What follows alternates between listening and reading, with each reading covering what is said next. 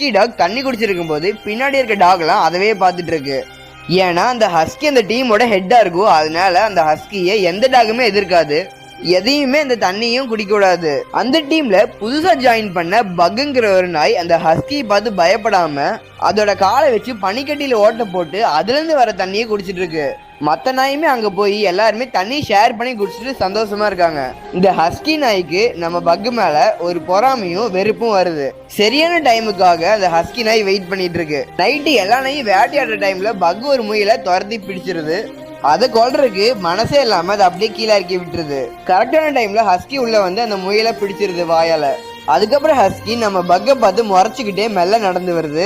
எல்லா நாயுமே அதை பார்த்து பயந்து பின்னாடி போகுது. ஆனா நம்ம பக்கு மட்டும் பின்னாடியே போகல, தைரியமா அங்கேயே நிக்குது. அந்த பக் அப்படியே பாதிலே இருக்கும்போது திடீர்னு அவங்க 2 பேர்த்துக்குள்ள ஃபைட் ஸ்டார்ட் ஆகுது.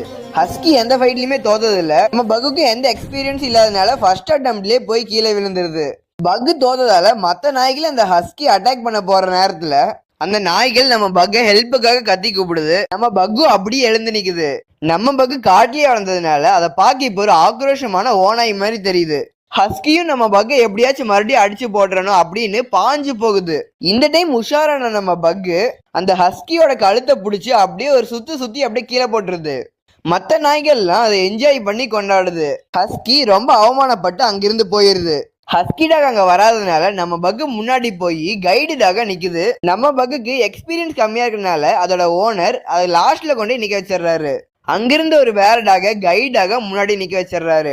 அந்த டாக் கைடாக நிக்காததுனால மறுபடியும் பக்கையே நிக்க வச்சிடறாரு. ஓனர் ஒரு சிக்னல் கொடுத்ததும் பக்கு கரெக்டா எல்லாத்தையும் அப்படி ஸ்பீடா இழுத்துட்டு போறான். நம்ம பக்கு எல்லாத்தையும் கரெக்டான பாதையில வழி நடத்தி கூட்டிட்டு போறத பார்த்து அந்த ஓனர் ரொம்பவே ஷாக் ஆகுறாரு. அப்ப கரெக்டா அந்த இடத்துல ஒரு பெரிய பனிச்சரிவு வருது.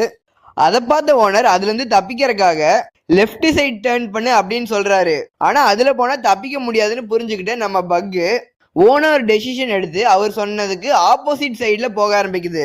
அதை பார்த்து அந்த ஓனர் ரொம்ப பயங்கரமா ஷாக் ஆகுறாரு. ஏன்னா பக்கு அந்த மலைக்கடியில ஒரு குகையை பார்த்துருக்கோம். இதை விட்டா வேற வழியே இல்லைன்னு கரெக்டா உள்ள கூட்டிட்டு போகுது.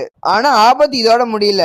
அந்த குகைக்குள்ள போயிட்டு இருக்கும்போது சின்ன மிஸ்டேக் பண்ணா கூட மொத்தமா சோலி முடிஞ்சுச்சு.